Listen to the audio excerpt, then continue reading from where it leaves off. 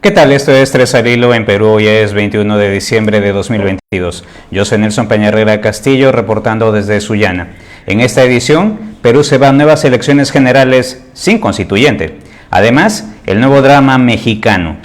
Tres al Hilo llega gracias a CEPREM, tu asesor legal actualizado y confiable. Antes de iniciar el conteo, la presidenta Dina Boluarte reconfiguró su primer gabinete. Ahora lo preside Alberto Otárola, que venían trabajando como ministro de Defensa. En esta edición, todo el contexto que provocó esas rotaciones. Así que vamos con el número 1, elecciones. El adelanto de elecciones ya es casi un hecho en Perú. El proceso que debía desarrollarse en abril de 2026 se adelantó 2 años. Para abril de 2024, el electorado peruano tiene que elegir nueva fórmula presidencial y nueva representación parlamentaria. O por lo menos, eso lo decidió una primera votación. Luego que se frustrara el 15 de diciembre, el Congreso del Perú reconsideró debatir el adelanto de elecciones el 20 de diciembre. 93 de 124 concurrentes marcaron a favor. Se necesitaban 87. A esto se conoce como mayoría calificada. El pedido de la izquierda parlamentaria para incluir la consulta a una asamblea constituyente y adelantar las elecciones a abril de 2023 no fue aprobado. Especialistas electorales creen que abril de 2024 es una fecha idónea, aunque apretando el calendario electoral. Con las reformas ya existentes, tanto la Oficina Nacional de Procesos Electorales como el Jurado Nacional de Elecciones podrían alistar y probar todos sus protocolos de operación. Asimismo, el Registro Nacional de Identificación y Estado Civil tendría tiempo de sobra para sincerar el padrón electoral. En ese sentido, los 12 meses mínimos convendrían a los partidos porque así podrían convocar elecciones primarias. De este modo, el electorado elegiría a los candidatos mediante voto secreto y no a dedo. Y la llamada dedocracia era el riesgo si los plazos se aceleraban. El temor de algunos especialistas es que un proceso a la volada no traiga nuevos rostros. Podría traer a los mismos, con las mismas reglas del último proceso, pero en posiciones recicladas. En condiciones normales, cambiar la ley electoral implica reformar la Constitución. 87 de 130 congresistas deben aprobar los cambios en 2 legislaturas ordinarias consecutivas. 87 representa las 3/4 partes del electorado. Esta es la mayoría calificada que les hablaba. Usualmente, la primera legislatura ordinaria va de marzo a junio y la segunda de julio a diciembre. El Congreso peruano alargó la segunda legislatura ordinaria de 2022 hasta el 31 de enero de 2023. La finalidad es tener tiempo para discutir las reformas y aprobarlas en primera votación, algunas que se barajan. Que el Congreso regrese a tener 2 cámaras, una de diputados y una de senadores. Actualmente solo tiene una, la de congresistas.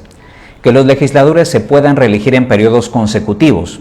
Actualmente solo pueden hacerlo saltando un periodo. Incluir el delito de corrupción como causal para vacar a un presidente de la República. Actualmente no está delimitado. Requisitos para postular a presidente, vicepresidente. Actualmente solo se requiere ser peruano de nacimiento y cumplir con los límites de edad. 35 años para la fórmula presidencial, 25 para ser congresista. Una reforma ya existente es la eliminación del voto preferencial, es decir, que el electorado ya no elegirá a él o a la congresista de manera directa. Ahora entrarán por orden de lista. Te recuerdo que el actual mandato presidencial y congresal termina el 26 de julio de 2026. Con el adelanto de elecciones se terminaría el 26 de julio de 2024. Todo dependerá de que se apruebe por mayoría calificada en el Congreso en una segunda legislatura ordinaria. Esto debería suceder entre marzo y junio de 2023. Si las elecciones fuesen mañana, ¿por quién votarías tú? Coméntame en mis redes sociales.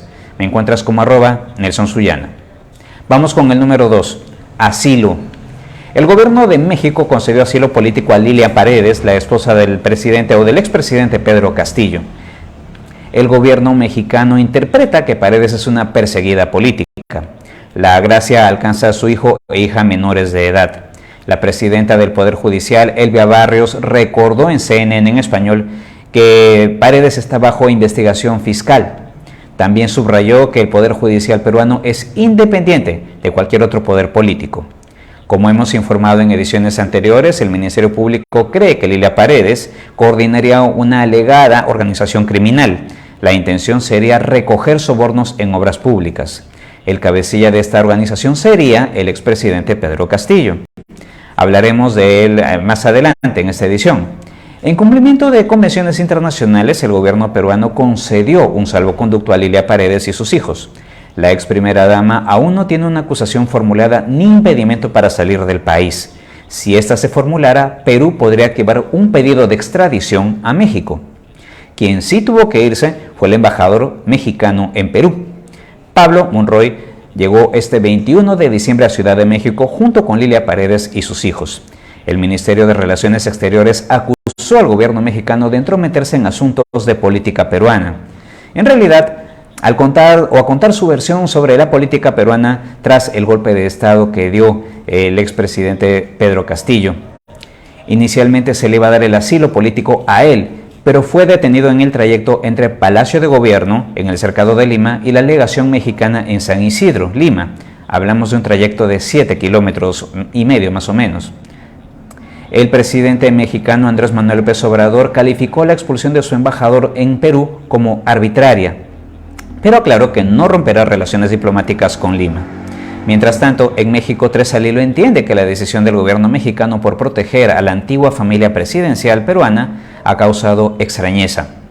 López Obrador también tiene investigaciones pendientes por presunta corrupción. Se le critica de usar su puesto para presuntamente bloquearlas. ¿Qué piensas de todo esto? Te leo en mis redes sociales. Puedes ubicarme como @NelsonSuyana. Vamos con el número 3. Pérdidas. En la edición anterior informábamos que todo el Perú entraba en estado de emergencia hasta el 14 de enero de 2023. La causa fue la violencia en las protestas contra el gobierno desencadenadas tras la detención del expresidente Pedro Castillo. El exmandatario trató de dar un golpe de Estado el 7 de diciembre. Un juzgado de garantías ordenó su prisión preventiva por 18 meses. Esto por levantarse en rebeldía contra el orden constitucional y por alterar el orden público. Castillo tiene pendientes 7 investigaciones por diversos casos de presunta corrupción. La violencia forzó al gobierno de la presidenta Dina Boluarte a ordenar toques de queda. 15 provincias en el centro y sur peruanos debieron encerrarse en casa entre el 16 y el 20 de diciembre. El conteo verificado de fallecidos es 26 al cierre de esta edición. Según la cadena RPP, son 27. Los heridos van de los 300 a 400, gran parte de ellos policías. Los daños a infraestructura pública y privada son millonarios, pero los departamentos que no se plegaron a la protesta también sufrieron perjuicios.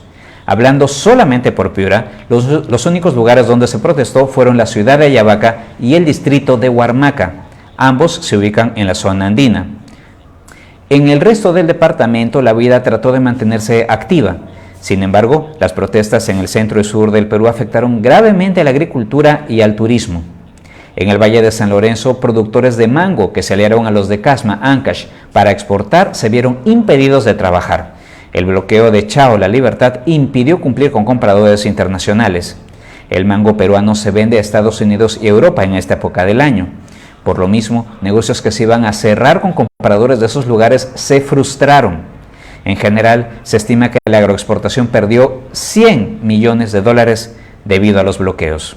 En el sector turismo, el circuito de playas de Talara esperaba activarse masivamente a la llegada del inicio de la temporada del verano. El cierre de aeropuertos clave como Arequipa y Cusco canceló vuelos charter hacia Talara y Castilla, las dos terminales aéreas de Piura. Hoteles, restaurantes y guías de turismo vieron sus ganancias diezmadas. Aún no se tiene un estimado de pérdidas. Cabe notar que tanto en la agricultura como en el turismo los más afectados no fueron grandes empresarios, sino los pequeños productores y emprendedores.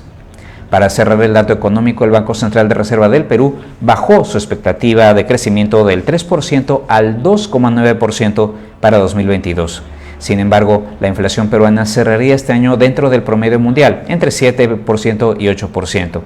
Para comparar, Argentina cerraría 2022 con una inflación de entre 94% y 95%, es decir, 13 veces y medio peor que Perú. ¿Cómo te afectaron los bloqueos y la violencia? Cuéntame en mis redes sociales. Búscame como @NelsonSuyana. Lamento no haber tenido un 3 al hilo más acorde a estas fechas, pero les prometo que nos relajaremos en la próxima edición. Antes agradezco a CEPREM, tu asesor legal actualizado y confiable. También a la red de Tres al Hilo, Sullana la Noticia y Camjoy Informa en Sullana. Zona 21 y el Tambograndino Noticias en Tambo Grande. Viale Noticias en Pariñas, Talara. Y La Voz del Chira en La Brea, Talara. Recuerda seguirnos con los hashtags Tres al Hilo y Nelson en Vivo. Yo soy en todas las redes sociales como @NelsonSullana. No olvides dar me gusta, comentar y compartir este video. Como dije, en nuestra próxima edición vamos a relajarnos mucho. De hecho, habrá noticias, pero contadas de un modo diferente. Como siempre, las verás por aquí mismo. También quiero informarte que la exposición fotográfica sobre la Piura Monumental es todo un éxito. Está disponible en la Pinacoteca Municipal de Piura. Puedes ver detalles ingresando a factortierra.blogspot.com. Repito, factortierra.blogspot.com. Escribe Casona en el buscador. César Rivas estuvo hoy en la producción. Tres al Hilo es una marca de servicio de Factor Tierra Media. Desde Sullana reportó Nelson Peña Herrera Castillo. Te deseo unas felices fiestas. Hasta cualquier momento.